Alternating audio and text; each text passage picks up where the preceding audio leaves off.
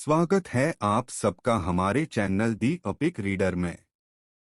चाणक्य नीति भाग 3 पहला अध्याय। राजनीति जग कल्याण के लिए।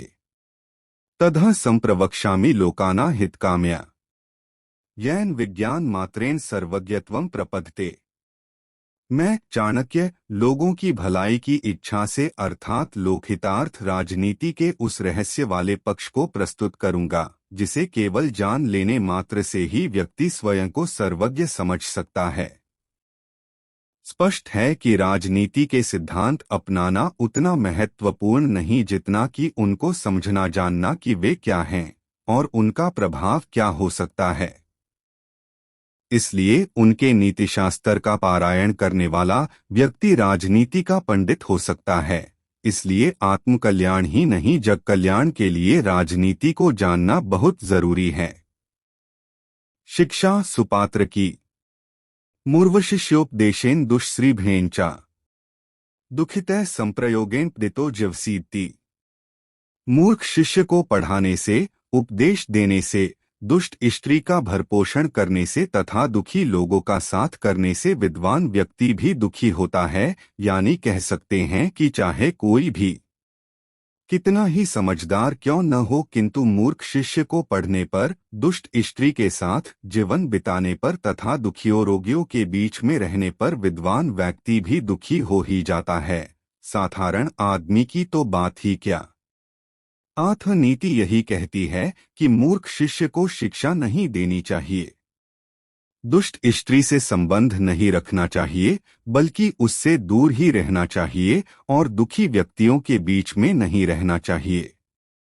हो सकता है ये बातें किसी भी व्यक्ति को साधारण या सामान्य लग सकती हैं, लेकिन यदि इन पर गंभीरता से विचार किया जाए तो यह स्पष्ट है कि शिक्षा या सीख उसी व्यक्ति को देनी चाहिए जो उसका सुपात्र हो या जिसके मन में इन शिक्षाप्रद बातों को ग्रहण करने की इच्छा हो।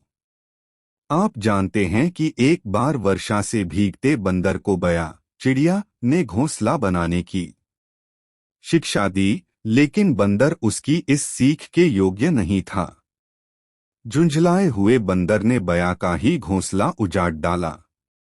इसलिए कहा गया है कि जिस व्यक्ति को किसी बात का ज्ञान न हो उसे कोई भी बात आसानी से समझाई जा सकती है, पर जो अधूरा ज्ञानी है उसे तो ब्रह्मा भी नहीं समझा सकता। इसी संदर्भ में चाणक्य ने आगे कहा है कि मूर्ख के समान ही दुष्ट स्त्री का संग करना या उसका पालन पोषण करना भी व्यक्ति के लिए दुख का कारण बन सकता है, क्योंकि जो स्त्री अपने पति के प्रति आस्थावान न हो सकी वह किसी दूसरे के लिए क्या विश्वसनीय हो सकती है। बिल्कुल नहीं। इसी तरह दुखी व्यक्ति जो आत्मबल से हीन हो चुका है, निराशा में डूब चुका है, उसे कौन उबार सकता है। इसलिए बुद्धिमान को चाहिए कि वह मूर्ख, दुष्ट स्त्री या दुखी व्यक्ति तीनों से बचकर आचरण करे। पंचतंत्र में भी कहा गया है, माता यस्य गुहे नास्ति भार्या चाप्रियवादिनी अरण्य तेन गंतव्य यथारण्य तथा गृहम्। अर्थात जिसके घर में माता न हो और स्त्री व्यभिचारिणी हो उसे वन में चले जाना चाहिए, क्योंकि उसके लिए घर और वन दोनों समान ही है। दुखी का पालन भी संतापकारक ही होता है। वैद परदु बेन तप्यते दूसरे के दुख से दुखी होता है। अंतः दुखियों के साथ व्यवहार करने से पंडित भी दुखी होगा। अगले भाग को सुनने के लिए हमारे चैनल दी अपिक रीडर को सब्सक्राइब करें और बेल आइकन को दबाएं ताकि हमारे वीडियो की नोटिफिकेशन आप सभी को मिलती रहे। वीडियो को लाइक करें, अपने दोस्तों के साथ शेयर करें और कमेंट करना ना भूलें। Thank you.